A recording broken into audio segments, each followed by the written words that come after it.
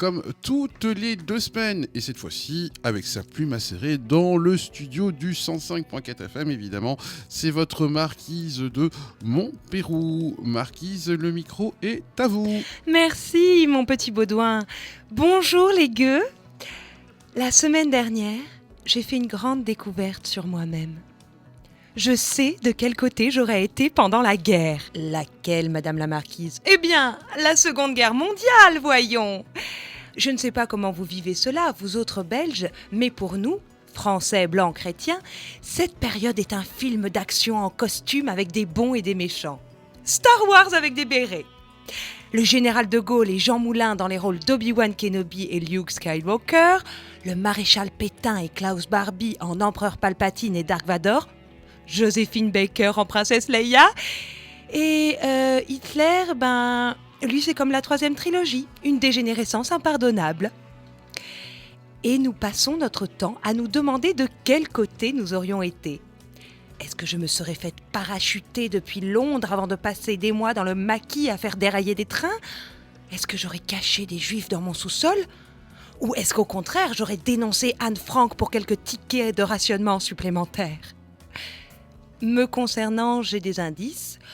Au cours de théâtre, nous jouions Antigone, l'histoire d'une fille à qui l'on interdit d'enterrer son frère et qui choisit de l'enterrer quand même, quitte à être condamnée à mort. Et moi, je jouais Ismène, la grande sœur qui la laisse creuser toute seule. Or, vendredi dernier, la RTBF me montre des images de milliers de personnes qui se rassemblent au Caire, en Égypte. Des gens venus du monde entier, du Sri Lanka à l'Irlande. Ils s'apprêtaient à marcher jusqu'à la frontière avec la Palestine. Le but à l'arrivée ? Débloquer l'entrée de l'aide humanitaire dans la bande de Gaza. Alors, au cas où vous auriez été en digital detox depuis octobre 2023, quelle chance à vous ! Le gouvernement israélien dans la bande de Gaza bombarde des civils sans relâche, empêche la nourriture et les soins médicaux de leur parvenir et ne leur laisse comme alternative que l'évacuation forcée. Face à cela, les participants de la marche mondiale vers Gaza ont eu la seule réaction saine et logique possible. Ils ont posé leur congé, acheté un billet d'avion et se sont rassemblés sur place pour tenter de sauver des gens. Ah ben vous avez raison, madame la marquise. C'était ça qu'il fallait faire. Vous y êtes allée, du coup ? Non. Mais moi aussi, j'avais une action citoyenne très importante à accomplir la semaine dernière. Déposer mon dossier de demande de nationalité belge pour faire partie de vous, les gueux. Mais aussi parce que je pourrais voter. J'élirai des gouvernements qui prendront des sanctions contre ceux qui commettent des crimes de guerre. Madame la marquise, vous votiez pas déjà en France et en Europe ? Si, pourquoi ? Vous trouvez que la France et l'Europe ont pris des sanctions contre l'État d'Israël ? Non. Et d'ailleurs, ils continuent de leur vendre des armes. Bon, alors est-ce que vous pensez qu'en ce moment, c'est suffisant de voter ? Probablement pas. Mais en tout cas, j'ai ma réponse à ma question du début. Pendant la Seconde Guerre mondiale, j'aurais probablement été attentiste. Qu'est-ce donc qu'un attentiste, madame la marquise ? Un attentiste, ce n'est ni un collabo, ni un résistant, c'est une figurante qui attend que l'horreur passe. Ce qui renforce, non pas mon admiration, on s'en bat la jartelle de l'admiration de la Montpérou, si vous me passez l'expression, plutôt mon soutien, ma solidarité à l'égard des marcheurs et des marcheuses qui n'ont pas pu atteindre la bande de Gaza le week-end dernier. Oui, car l'Égypte a déclaré illégale leur marche. Mais également à l'égard de tout l'équipage de la Freedom Flotilla, qui n'a pas atteint Gaza non plus, mais au moins la présence de célébrités à son bord a-t-elle permis au vaisseau de voyager en toute sécurité.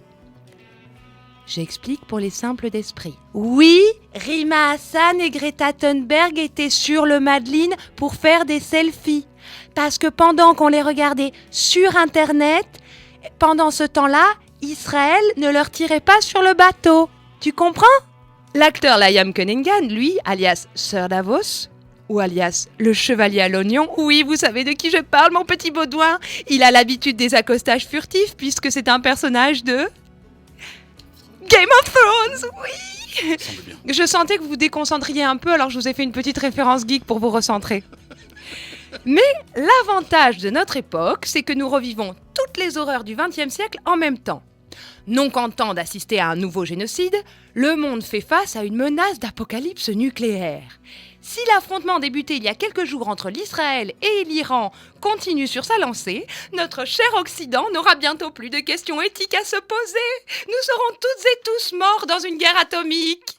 Ouh là là, il est temps qu'elle prenne des vacances, là, mon Pérou, non ? Et pas en Méditerranée, si possible. Oui, je vais faire ça, braves gens. La fin de la saison arrive, on se revoit une dernière fois dans 15 jours, et puis on me rangera dans le château de Montpérou. À dans 2 semaines. La Marquise de Montpérou, toutes les 2 semaines sur le 105.4 FM ou le www.radiopanique.org. Est-ce que je peux faire un peu d'autopromo, mon petit Baudouin ?